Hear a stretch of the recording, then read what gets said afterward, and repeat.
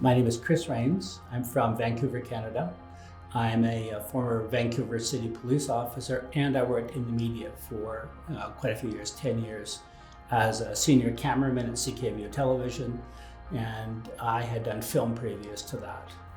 It started off, I became aware of something beyond my body when I was 15. I was in a serious car accident and I had an out-of-body experience. When that happened, I was in the hospital. They kept me in a coma for a month.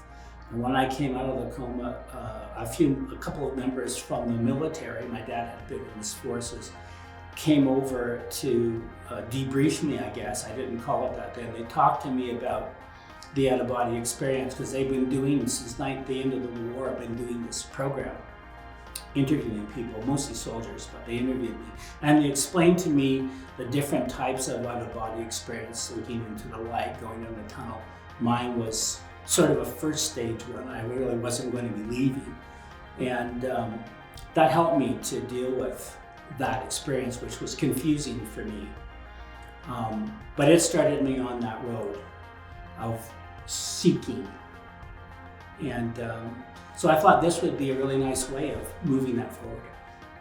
And it has been. It's been quite a journey, right, to do that. And to realize that you can actually dip in to whatever that unknowable thing is and have answers come out of it if you actually put the time into learning the structure of this to keep you both safe and to keep things that aren't true from creeping in, having your conscious mind creep in and ruin that experience.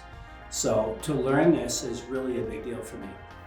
My first remote view and my last remote view, and the rest of them were struggles. I got a lot of good detail, but you're really pressing to learn. You have to learn process as well, right?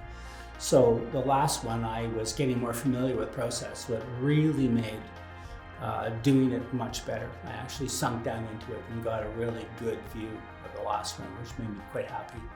And although Paul doesn't jump up and down, he appeared to be happy too, judging by his face. Well, the thing I took from it is that there's a lot of handwriting, which I haven't done for years, and was difficult at first, but I understand the value of that handwriting. I got better and better as I went along, so I felt good about that. And the structure, just being able to have structure, because my mind works that way, to deal with this thing, right, to do it properly. So that's what I took from it. It was a well-organized and executed course. I instinctively moved to Paul after looking at videos of everybody else.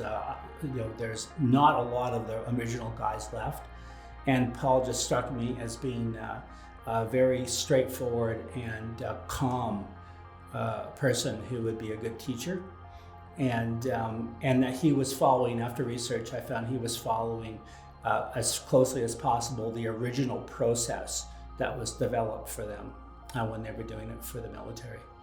And I thought that would be the best way to go. The reason that I decided to do remote viewing was because I never ever wanted anybody to say to me, "You should have seen that coming."